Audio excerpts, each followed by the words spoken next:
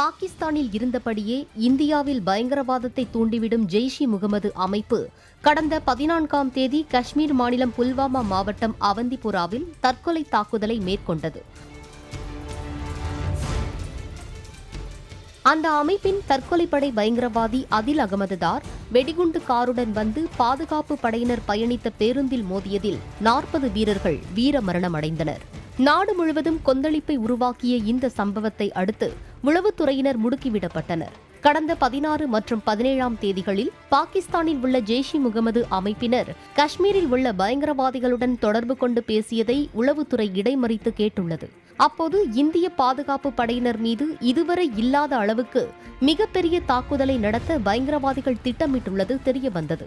இதற்காக பாகிஸ்தானில் இருந்து பயங்கரவாதிகள் 21 பேர் காஷ்மீர் மாநிலத்தில் ஊடுருவி உள்ளதையும் அவர்களில் 3 பேர் தற்கொலை தாக்குதலுக்காக அனுப்பப்பட்டுள்ளதையும் அவர்கள் காஷ்மீர் தவிர பிற மாநிலங்களிலும் தாக்குதல் நடத்த திட்டமிட்டுள்ளதையும் கண்டறிந்துள்ளதாக உளவுத்துறை கூறியுள்ளது.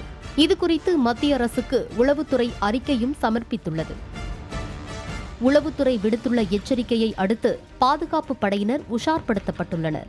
மேலும் பாதுகாப்பு படையினர் காஷ்மீர் மாநிலத்தில் ஓரிடத்தில் இருந்து மற்றொரு இடத்திற்கு செல்ல விமானங்களை பயன்படுத்த மத்திய அரசு அனுமதி அளித்துள்ளது.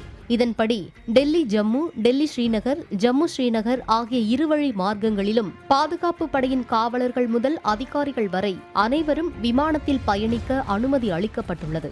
இதன் மூலம் அவர்கள் பணியின் போதும் விடுமுறையின் போதும் வீடு செல்லவும், விடுமுறை முடிந்து பணிக்கு திரும்பும் போதும் விமான பயணத்தை மேற்கொள்ளலாம்.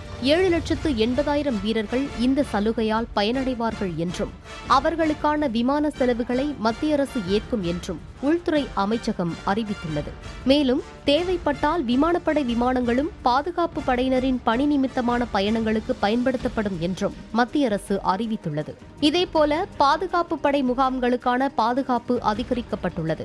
காஷ்மீர் மாநிலத்தில் பாதுகாப்பு படையின் வாகன அணிவகுப்பு செல்லும் சாலைகளில் மற்ற வாகனங்கள் செல்லவும் தடை விதித்து உத்தரவு பிறப்பிக்கப்பட்டுள்ளது. இதனிடையே பாதுகாப்பு படைகளுக்கு உதவும் வகையில் மேலும் 2 செயற்கைக்கோள்களை விண்ணில் ஏவ மத்திய அரசு நடவடிக்கை எடுத்துள்ளது. SSLV ராக்கெட் மூலம் தலா 120 கிலோ எடை கொண்ட 2 செயற்கைக்கோள்கள் இதற்காக வருகிற ஜூலை மாதம் விண்ணில் ஏவப்பட உள்ளதாக இஸ்ரோ தலைவர் சிவன் தெரிவித்துள்ளார். இதன் மூலம் பாதுகாப்பு படைகளின் தகவல் பரிமாற்றம் மேம்படுத்தப்படும் என்றும் அவர்களுக்கான தனி தகவல் பரிமாற்றம் வழித்தடம் உருவாக்கப்படும் என்பதால் எதிரி நாடுகளோ பயங்கரவாதிகளோ ஊடுருவி கேட்க முடியாது என்றும் அவர் கூறியுள்ளார்.